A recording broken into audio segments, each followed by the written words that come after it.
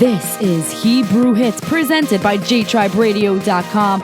I'm your host, Malya, and I sit down with people who live by the motto, it's what you do with what you have that makes a difference.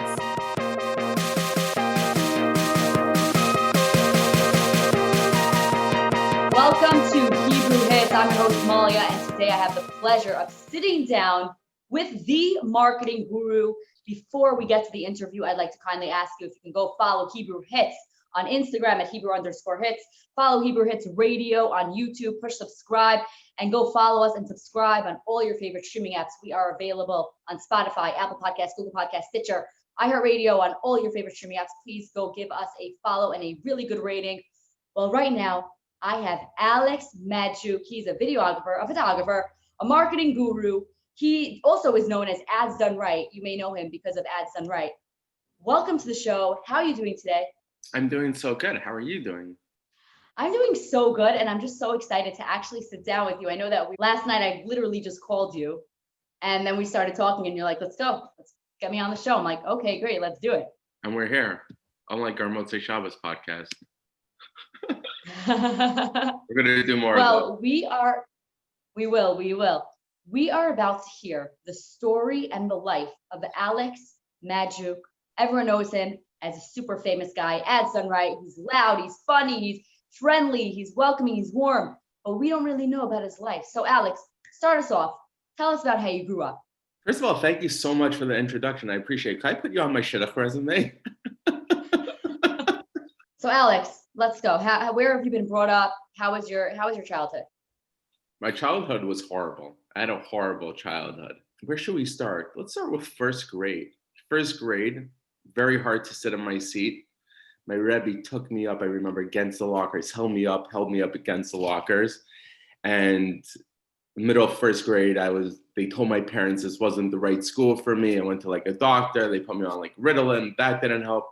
Then I went to a special ed school for the rest of elementary, mostly for like 7 years. It's called Sharon in Toronto, like a Hebrew day school, co-ed school. I was there, hated it, because they basically just put me in a class with a bunch of other people that couldn't sit in their seat and that were also wild. And then slowly but surely, I went to other yeshivas, and thank God, my final dwelling place, I would say, was Petach in Chaim Belen. All other yeshivas didn't work out in Toronto. 9th grade, I was there for 2 months, got chucked out, worked at a burger place for the rest of 9th grade. 10th grade, went to another crazy special ed school. Then the only option was okay, fine, maybe we'll try out of town. End up going to Petach. Petach had 2 programs, an MTA, which is like YU school, and then Chaim Belen. I wanted to be in a more yeshivish setting, so I went to Chaim Belen, Petach and Chaim Belen. I got kicked out of Petach and Chaim Belen, and I actually ended up making it into the regular Chaim Belen. They always told me, Petach always told me, if you don't do your homework, you don't come to Shachris, you won't be able to get into the regular Chaim Belen. I think I'm the only person that didn't do my homework, didn't go to Shachris, and the only person that got into mainstream Chaim Belen. So I have a lot of acars to Chaim Belen, and I did very well over there. Went on to Mir, BMG, and over here, we're still living in Lakewood. I love Lakewood and have a very successful business over here. So yeah. Wow. Hearing your story, I just feel as if the teacher in first grade, if that Rebbe did not do that to you, you would have had a very different experience in school. Yeah. 1,000%. Well, you know what? I don't look at it like that way, but it's an interesting perspective. Yeah, of course I would have had it a different way. I don't know what you mean a different way, but yeah, of course. I feel that anything that happens in life, everything, including, my divorce, every single step, I have no regrets, no resentment in life.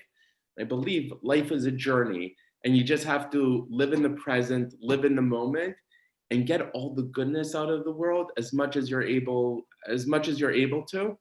And honestly, just give to other people and be a good person. You know what? People don't live a good life because they're thinking about the past, that's depression, or they're worrying about the future. If you live in the moment, it'll be okay. Listen, you have a coffee, you breathe. Thank God you could breathe. You don't need a ventilator to breathe. I know you did a episode with Ben Taplin. Mm-hmm. And Ben is actually the type of guy that just enjoys life, enjoys in the moment, enjoys people, because he didn't have that. And you know what? Thankfully, I didn't have to be in that position. in order to appreciate it. And I feel like we should all take out, like, whenever I think, oh, you're worrying or whatever, I'm like, no, pathetic. This is their families that are sitting in the hospital right now with a family member that's about to die. What am I worried about? My car getting hit a little bit, my French toast not coming out on time, my coffee getting cold. This stuff is, I don't know if you're going to beep this part out, but whatever. Your stitches that you got on your finger. Oh yeah, I was opening up a bottle of champagne actually for my birthday, Motzi Yom Kippur, and it actually still hurts a little bit. But that was the most expensive bottle of champagne I ever got. Stitches cost like $350. Apparently, my deductible wasn't meant on insurance yet. So yeah. Wow. So let's talk about your teacher for a second. Your Rebbe in first grade. Did you ever give him a call and say, "This is how what you did affected my life"? No, but I should. Should I do it on air right now? I needed to do it as well, and I didn't do it. Remember, I needed to call my teacher, my second grade teacher. I love that. I am actually going to reach out to my mother. I'm going to get his number and I'm going to address it because I'm very, very into this. Hi, Ima. How are you? Can you send me Rabbi's number? I want to call him up. Tell him about how I felt about our situation in first grade a little bit. Maybe talk it out. My therapist said it's a good idea. I'm your therapist. I'm my own therapist. Do you have a therapist? I do. I see him once in a while. I don't see him all the time. I went for therapy, first of all, my whole entire life, dealing with school and stuff like that. Throughout my marriage also, I went for therapy a lot, numerous therapists. And after I got divorced, I still went for therapy because whatever affected my relationship when I was married, I didn't want it to affect my other relationship that I would have potentially. I still went for therapy, and then I just got very busy with work. But whenever something comes up here and there, every couple months, I go and I talk it out for sure, 1,000%. Is it the same therapist that you still use throughout your life? One therapist? No. The therapist that I'm used right now, he's very, very good. I've been using him the past few years. I think when I was going through my separation, or like right after I got divorced, I started seeing him. He's very good. His name. Do you feel like what is his name? Binu Greenspoon. Benjamin Greenspoon in Lakewood. Very good. I have a really serious question. Do you feel like what happened to you in first grade had an effect on your life to the potentially that it even affected your marriage? Like not the exact situation, but all the emotional stuff that came with it. I honestly don't see how my Rebbe treated me in first grade has anything to do with my ex. You got divorced, I don't know, like 5-6 years ago, I assume, right? 6 years ago, yeah. And how are you doing right now? I love life. I love it. Are you really? Yeah, you're honestly like okay emotionally? Honestly, I'm very happy with single life. People are like, oh, you don't want to like come home at night, like have someone ask you how your day was. I'm like, no, I want to come home, put a slice of pizza in the toaster oven and watch Netflix. But what about your son? Like, do you still have to see your ex? Is that hard? No, it's not hard. Our divorce was very amicable, very civil. We get along like very peacefully and stuff. And I have him every other weekend. I'm having him this coming Shabbos. I have him during the week. Like, thank God, I'm very blessed. I told her she's the best ex I ever could have wished for. I'm a big believer that everything happened is for a reason, even though we can't see the reason. And I honestly have a lot of emunah and bitachon, and that actually helps me a lot get through life with everything. I had a massive situation. I don't know. My girl screwed up on something for a customer, this and that. And it was right before Rosh Hashanah. And he decided, okay, fine. I don't learn usually. But I had a Chovos HaLevavos on my shelf. I took it out to put next to my bed to read. Of course, I haven't read it or opened it. But the one morning that I woke up and I had this problem, I looked at the Chovos HaLevavos, like next to my bed. Like, you know what? This is Min HaShemayim. I didn't have to read it, just like in front of me. Wow. And let me ask you this question. Do you feel that you have changed since from before the divorce? Like you said, you were a young guy. What, you went on like a shidduch date, yeshiva boy, getting married young. I've discovered myself. I didn't know myself then. I was very naive. And throughout therapy and throughout being like, I'm very, very comfortable with myself. I'm so open. And by being self-aware, it's honestly self-awareness. Because when you lie to yourself about certain things, if you tell your thing no, whatever, you're never going to be able to address it. Anyways, I'm just very open. I'm very into self-awareness. Like anything that I do, any problem that I have, I take full responsibility. Anything that doesn't go on in my life, including my business. And that's one of the hard parts about being a CEO and being in charge of your business. You can't say, oh, it's my manager's fault. You can't say, oh, it's my CEO's fault. You can't say everything is your fault. Right. It So there's really a lot is. of burden on that. Right.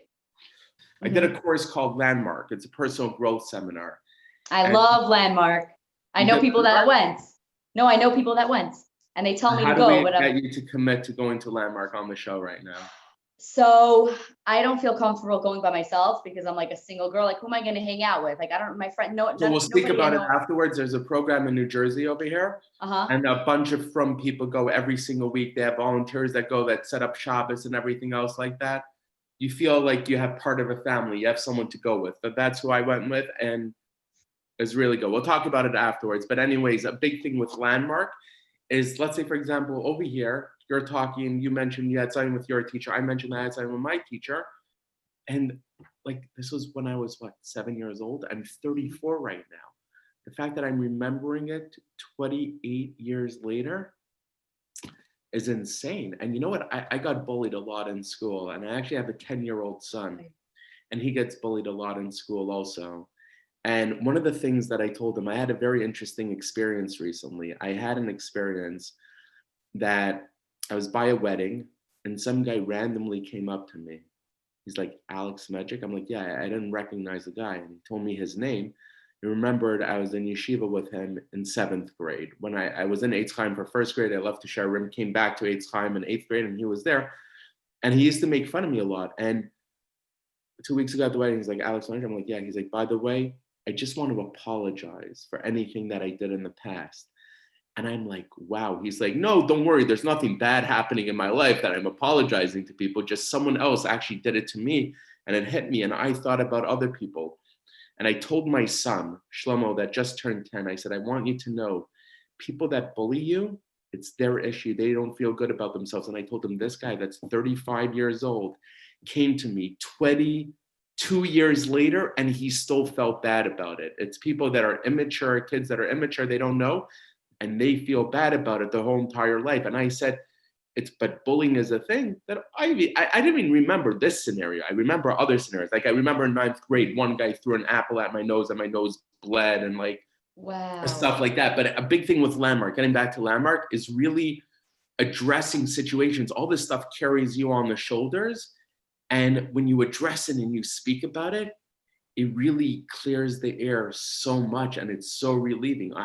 During Landmark, they have a thing. You make a couple phone calls. I made a couple phone calls, certain people, and I addressed it, and it gave me so much confidence, because it's like, oh, people are scared to call the person. They don't know how the person's reaction. No, screw it. You want to do what's right, living a life of integrity, letting people know how you feel. If they're going to respond bad to you, that has nothing to do with you. That is their problem.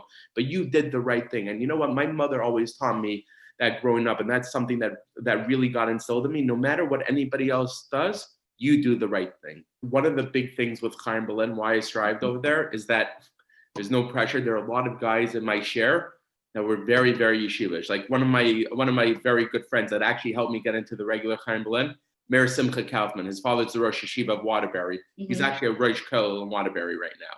Wow. I have another like bunch of friends that like have yeshivas and all stuff like that. But then I have like, so there are a bunch of guys with like big brisker pairs, white shirts and stuff like that. But then there are also like a bunch of guys, regular blue shirts, regular. And everybody got along, and it was no like looking at anybody differently. The most yeshivish guy in the class, who's like Rabban Schechter's grandson, was friends with the guy that had a blue shirt and his father, whatever. Like, it was no judgment like that. It was so accepting. And Chaim Berlin is actually known for that. They have Israelis come from there, Russians. Like some people actually even know it as a college yeshiva, just because college guys needed a place to learn, and they learned in Chaim Berlin. So people think Chaim Berlin's like a college yeshiva, but it isn't at all. And it was just a very accepting atmosphere. So I really did very well over there with that acceptance. Were you there when my father was vice principal in Chaim Berlin, Rabbi Feivelson? No way, that's your father? Yeah, I remember when I came originally. I think it was his last year or 2 years over there. I came in like 10th grade. Yeah, of course. He was assistant principal by Rabbi Travis, right? Rabbi Travis. So we moved to 5 towns. So then he stopped working there. Yeah, I remember everybody loved him over there. Look, let's get back to the bullying thing. Oh, okay. I would honestly think your son is like the coolest kid in class. Very, very nice person. Heart of gold. Very good. I see it runs in the family. Beautiful. Curious. Thank you. Remembers me. I'm going to ask him, but okay. I just want to get back to the bullying thing for a second. Sure. I would think that your son is like Mr. Popular kid because you're his dad and you're super cool. You're like out there always doing things. Yeah. So how do you explain to a kid who's getting bullied? Like, I know that you did give him that advice. I'm very open with my kid about everything. First of all, I told him someone touches you, you hit them back harder. And I confirmed this with a very big psychologist, Dr. David Lieberman. Okay. And he said 1,000% right. And you know what? My kid told me he was getting bullied. And I said, I want you to know, like, I'm sorry. I feel bad. I got bullied in school also.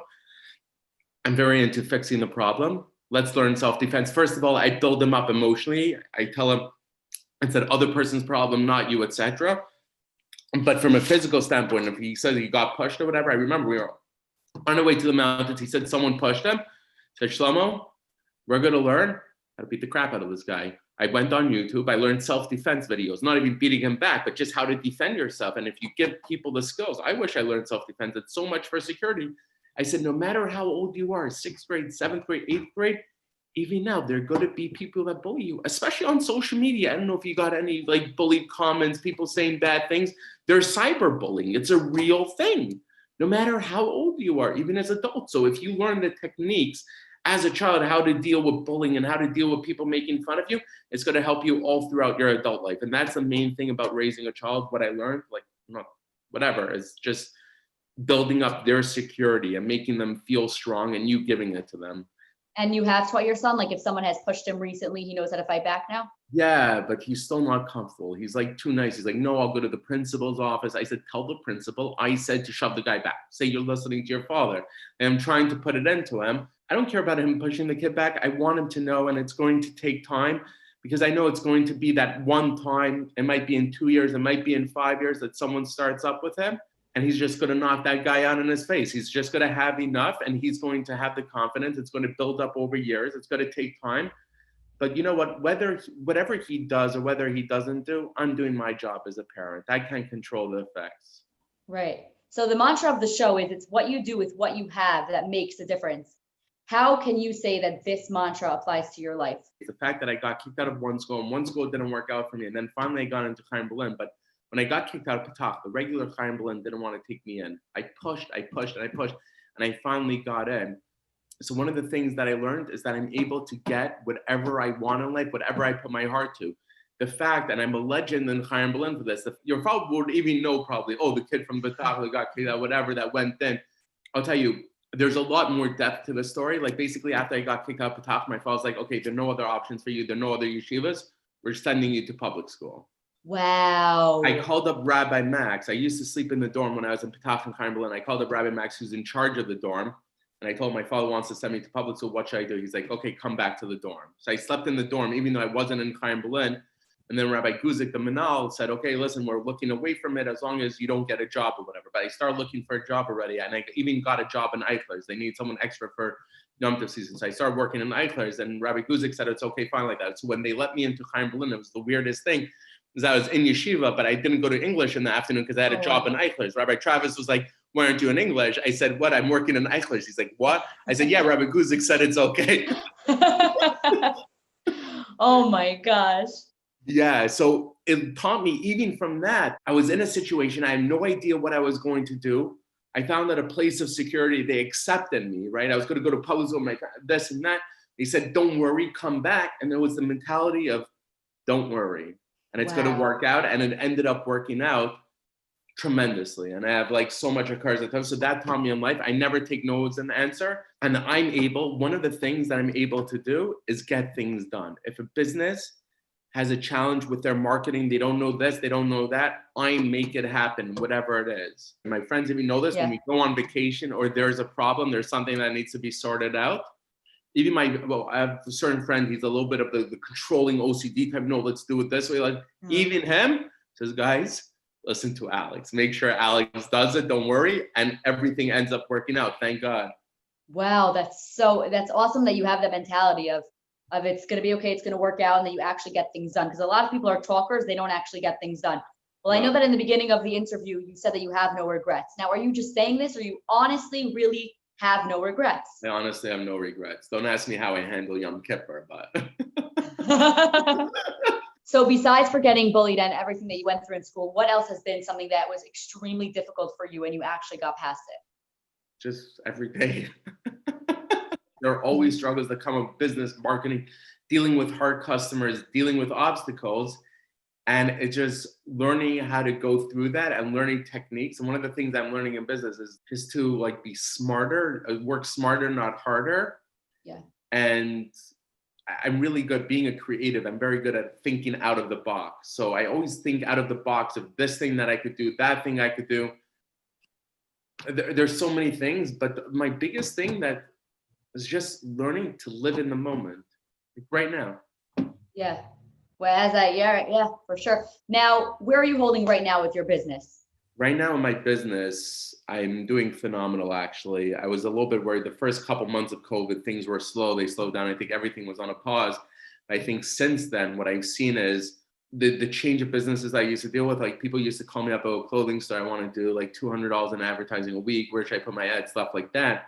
Now I have the most successful roofing company in Lakewood that like wanted a whole rebrand and everything. I just did a whole entire package for them, Fresher Roofing. A lot of more successful companies are coming to me right now. I'm doing a massive website for this guy that works with a lot of government contracts all over doing their security and stuff like that. Like a lot of big online kosherwine.com is doing phenomenal. Ever since COVID happened, they saw an increase in sales and they never really spent money on their marketing before. And they're like, hold on, more people are ordering wine online. This stuff is really working. Let's reinvest the money in marketing. So I'm doing a ton of stuff with them. I've been working for them past few months. I'm working with a massive winery in Israel right now, Carmel Winery. And I'm doing that through Herzog, through Royal Wine. So there's always going to be room for marketing. You know what? Right. One of the things that robots can't replace is creativity of a human. That's true. Now, what made you want to go into this field? Why I got into it originally is that psychology always interested me, and I always loved business. I was a businessman since I was like 12 years old. Mother even reminded me when I was 12, I used to sell collectible Beanie Babies, selling them and trading them and stuff like that, going to trade shows. When I was on a bus, I went on like a city bus when I was 12 years old to go to a trade show with Beanie Babies. I was going to different stores to find collectible Beanie Babies and everything else like that. It got to like several years ago, I was in the gym in Lakewood, like on the treadmill. I was talking to the owner and I was talking to him about marketing. And I heard a couple speeches, people speaking about marketing and advertising. I was talking to him about different ideas that he could do. And I asked him, I said, by the way, do you use a marketing agency at all? He said, it's funny you asked me because I'm actually choosing between two agencies right now. And I said, he's like, come back to me in a couple of weeks. I'll let you know what agency I choose. I'm like, okay, fine. I come back to him in 2 weeks. I'm like, what agency are you using? He's like, I'm choosing you. I'm like, what? I wasn't looking for a job or anything. He said, you wanted to get into it. And he said, if you want, I'll give you an internship for 3 months. You'll work for me for 3 months. I'll give you a free year membership to the gym for you and your wife. Then, and I'm like, okay. After that, he hired me, paid me like $1,000 a month to do marketing for him. And after that, I became director of operations at the gym. And then from that, he had a different advertising business on the side called AdVision. He had screens in all the supermarkets and stuff playing ads. So I became the director of sales and marketing for that. Now, from AdVision, I used to go to a lot of stores and they used to be, oh, we don't want to advertise on the screen. We'd rather do a newspaper or magazine. So I had, relationships with Ami and Mishpacha and different places. I said, will you give me a cut if I bring an ad? So they said, yeah. So I started, now I work with every Jewish newspaper, every Jewish magazine, the Jewish Homes, the 5 Towns Jewish Times. Yeah. And I broker ad space. And then from there, I was brought into Simcha Spot. So like everything was a lot of opportunities that led into the other. I went into Simcha Spot and then I was selling ad space for Simcha Spot. And then from Simcha Spot, people asked me, could I manage their social media? So I don't know anything. They're like, okay, do it anyways. And then from that, people are like, you do websites. I just had random people calling me up for different things. And I'm like, okay, why not? They're like, okay, I'll figure it out. I'll do this. Now my biggest thing is really just to focus on one thing, on what I'm good at. I just realized in marketing, there's so many different things going on. There's so many different channels, like with a website, there's e-commerce, there's regular, there's content creation, there's there's commercials, there's so much stuff. So I'm really trying to focus on like what my strong point is. And I realize my strong point is strategy. The people that I've helped out the most with their businesses have been with my consultations that I've helped them out with. And also just with content creation, coming up with creative content and how to execute it. It's all like, okay, getting followers for your business. It's about the right type of content. That is so incredible. It's like you were in the right place at the right time. You weren't scared to go over to the guy and start talking to him. Some people would be nervous. You weren't scared. You put yourself out there and it really led. How many years did it take you to get from the gym to right now? The gym was about 7 years ago, 8 years ago. Wow. And you Yeah. built this entire huge, huge business in 7 years. Yeah, it's still building it. It's so funny. I don't even look like I'm looking like every day. I'm looking that I'm like starting to build it. Really? Yeah, every day is like a new day. There are always like new things coming up, new ideas. I'm doing a whole webinar series right now, a whole series of videos educating people. A lot of the things I talk about in my consultations, I charge a lot for a consultation. I'm giving people a cheaper option that they can watch the videos online and subscribe to it. I'm doing so many things. The opportunity is endless. So what keeps you going? The money. That's a very good answer. It's a real honest answer. Yeah, it's very good money.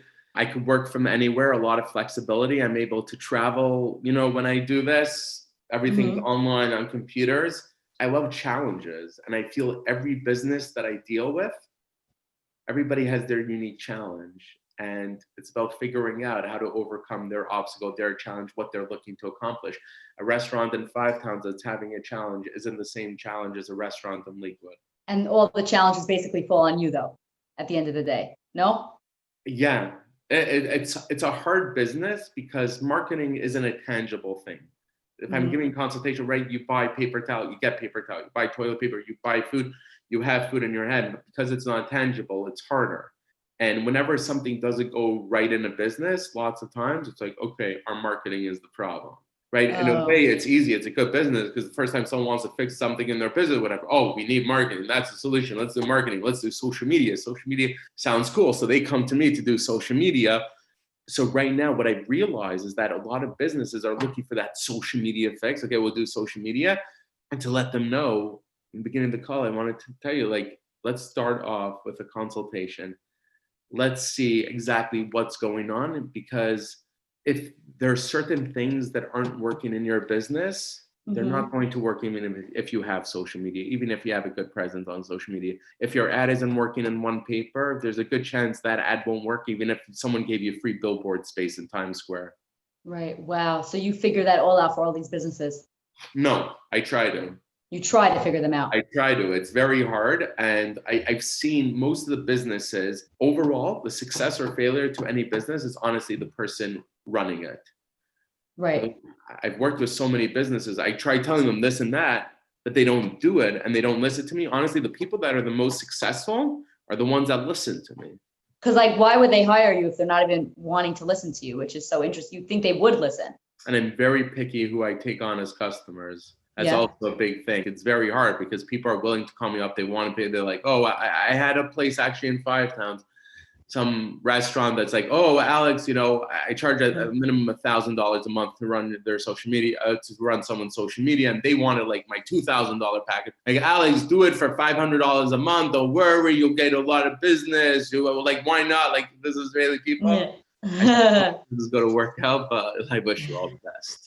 By the way, one of the things that I've learned, which is very important, when you get one of these types of clients that you feel is just a lot of heartache and everything, the best thing that you're able to do is say no to them, because what's going to happen? They're going to go to your competitor and they're just going to slow down your competitor. Now, Alex, before we go, can you share a story with us that has impacted your life through work? Yes, networking. Networking is so valuable. Be able to go wherever you want.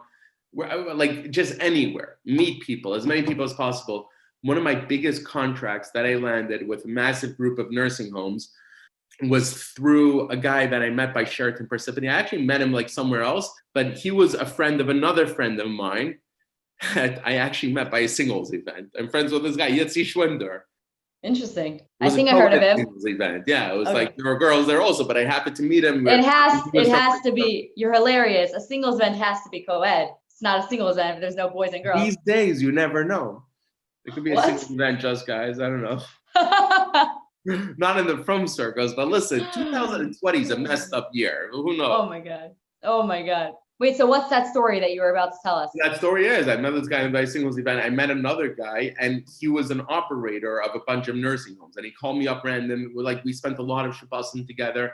stuff like that. And randomly he calls me up like 2 years later. We didn't speak for like a few months, but he's like, Alex, and he followed me on Instagram and WhatsApp. Like, he saw my stuff. It's like, Alex, my boss wants Instagram accounts for all our facilities. So I was the first person he thought of, and realized he wanted Facebook, Twitter, website, everything. I landed a massive deal with him, and it's one of the biggest deals that I ever did. Hopefully, we're going to have another story next time I speak to you, and that's going to be the biggest deal. Right now, the biggest thing is, honestly, everything comes from Hashem. Everything. And I'm a very, very firm believer in that, but you have to do your shtalis. A big part in your shtalis is going and meeting people, talking to people, not even selling them also. Meet as many people as possible. People do business with you, because of who you are. It's a relationship business, right? Someone asks, oh, why do you do business with that guy? Oh, I don't know. He davens in front of me in shul. Oh, he's my neighbor. He's my nephew's cousin. He's like, in the Jewish circles, that's how we do business. So you want to go to as many places as possible. So you would tell everybody, get out there and start networking. 1,000%. Put on a mask, put on gloves, and get to work. When do you think we're going to stop wearing masks? Honestly. So, first of all, I haven't been wearing a mask for a very long time. Oh, no. You live in Lakewood. I get it. Yeah, 1,000%. By the way, The there's no five towns. COVID in Lakewood. Yeah, there's tons of COVID. In the 5 The towns, whole it's like place is everybody's open. masked. No. I'm telling you, Lakewood, if you go into a restaurant in Lakewood or somewhere in Lakewood and you're wearing a mask, people will look at you like you're weird. Are you serious? Yeah, 1,000%. In the 5 towns, you must wear a mask always. Yeah, because they're like uptight over there. You think so? I feel a big thing with Lakewood also is that not so many people have died in Lakewood, because Lakewood is a much younger community. A lot of people died. I know people personally who died in Lakewood who weren't I know even sick. there are definitely people that died in Lakewood, definitely, Yeah. but not as much as other areas. You think because there's no fear in Lakewood, and really what's killing people is the fear of getting COVID, and if they get COVID, There what's is a going to happen? massive fear in the beginning. I honestly feel that most of the people that died were honestly from pre-existing health conditions. And in Lakewood, a lot of people that died that were older that had pre-existing health conditions, but I haven't heard about a case in ages. Like, honestly, like you don't feel it over here. Yeah. I went to Lakewood about 6 weeks ago to pay a shiva call because somebody passed away.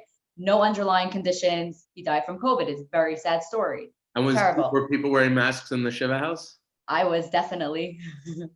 I think people were, and some people weren't, but like me and my siblings and my parents were all wearing masks, 100%, yeah. I heard that. But Alex, if people want to get in touch with you to do a consultation, how could they get in touch with you? You could email me at alex@adsdoneright.com. And where can they follow you on social media? What are your platforms? Instagram, mostly Instagram, Ads Done Right on Instagram. I'm on Facebook, but I'm the most active on Instagram. Thank you so much, Alex, for being here today on Hebrew Hits.